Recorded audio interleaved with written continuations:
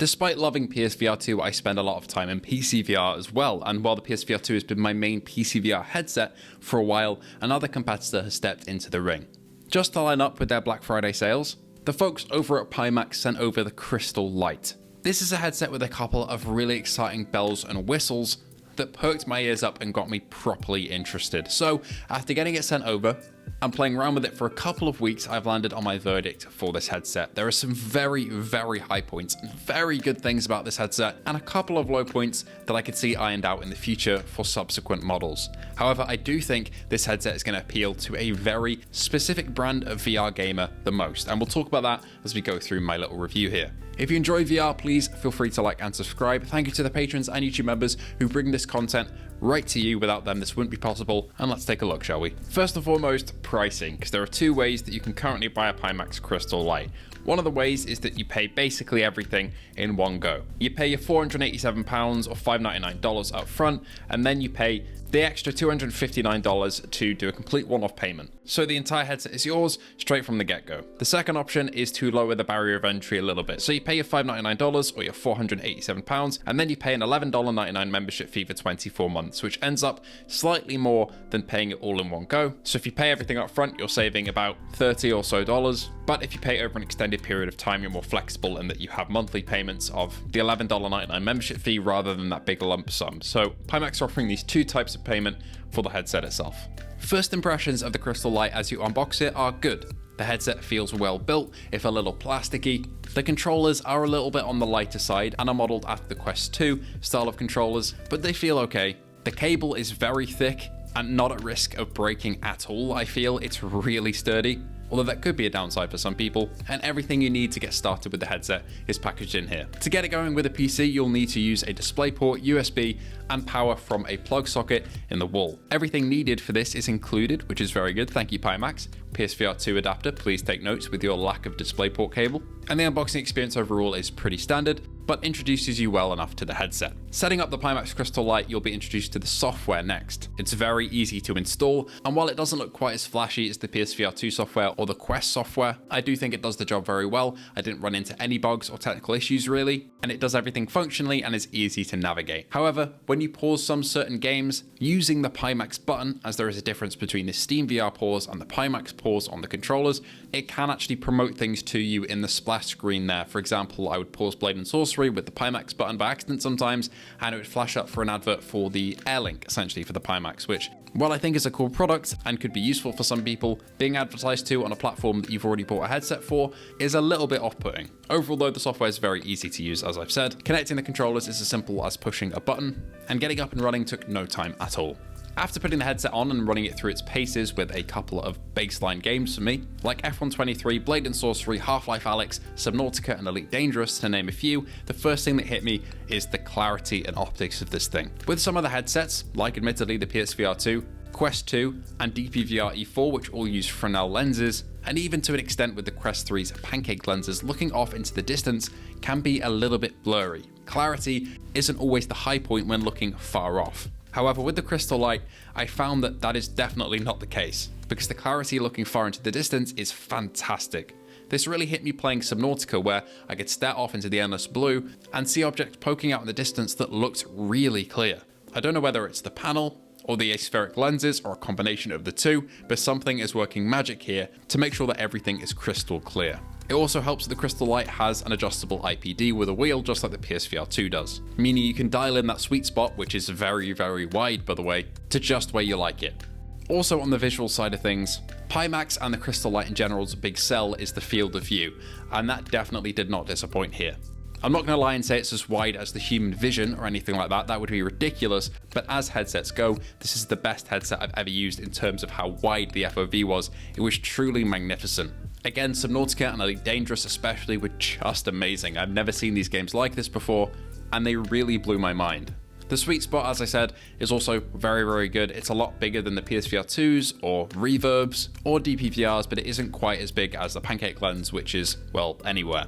Still though, it's really easy to find and much, much bigger than its contemporaries that use Fresnel. One thing I did find though with these lenses is that there is a bit of chromatic aberration in the corners. For example, text will have sort of a distortion of color around the edges of them. If you've used a headset that doesn't use pancake lenses before, you'll probably be familiar with this, and that is prevalent here, although I would say the wide FOV is more than enough to make up for it. But just want to acknowledge that is there. Due to it using DisplayPort as well, there are no artifacts at all, which is just spot on.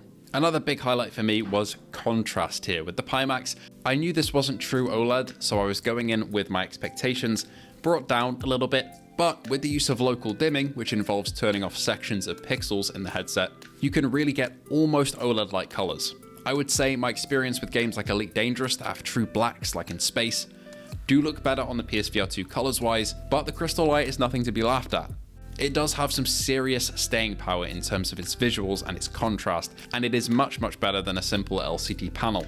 The way I can really put this easily is that if you want proper colors, but Fresnel lenses, go for the PSVR 2. If you want pure clarity across the board, edge to edge, go for the Quest 3. And if you want something in the middle that mixes the best of both worlds, but exclusively for PCVR, go for the Pimax.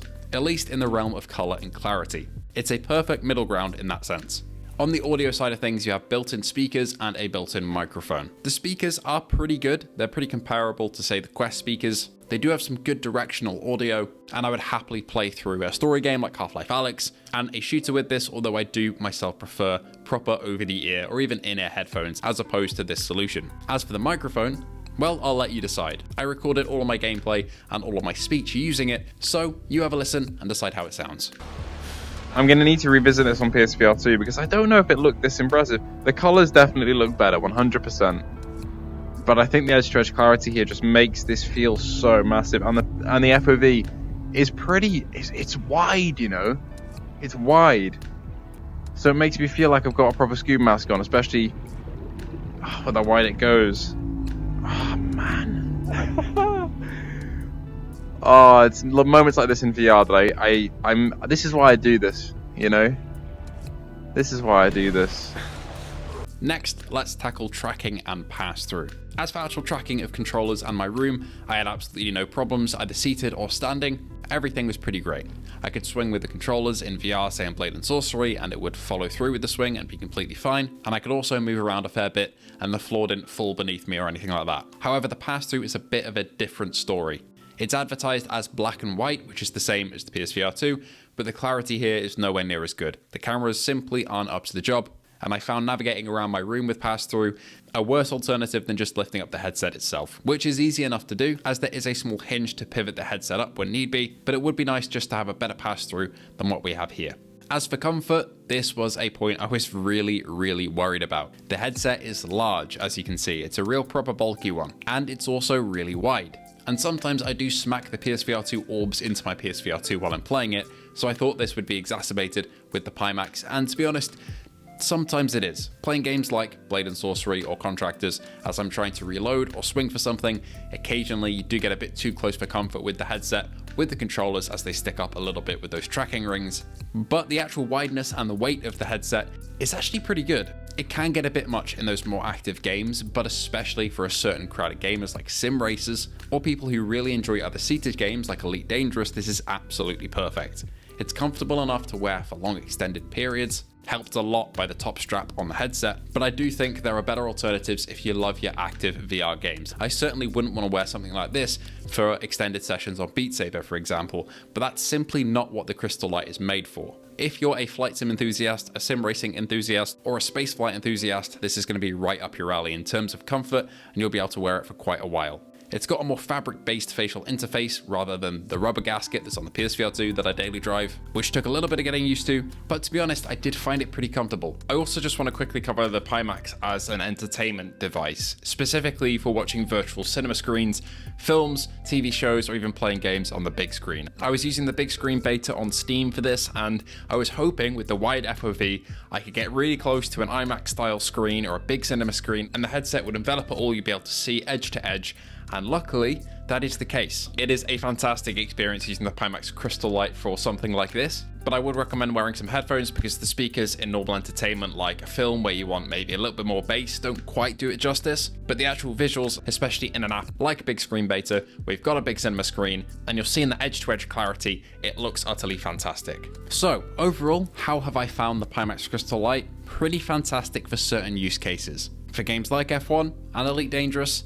And of course the new flight simulator. After a week where we can finally get into the game now, Pimax are of course the partner of Flight Simulator 2024. I've jumped in and now played it. Now the servers are in working order and it is pretty mind-blowing, even on my mid-end rig, which can only really run it in VR on a mix of medium and low settings. Still looks great, so if you've got a high-end rig and you love flight sims, the Crystal Light is fantastic. Sure, it does have a couple of pitfalls, but if you like what you're seeing, there's a link down below to go and check out the Pimax Crystal Light, and if you want to pick one up for yourself, now is a very good time to do so during Black Friday. Thank you all so much for watching. Thank you to Pimax for sending this one over for review. Thank you to our patrons and YouTube members once again, and I hope to see you all in the next one.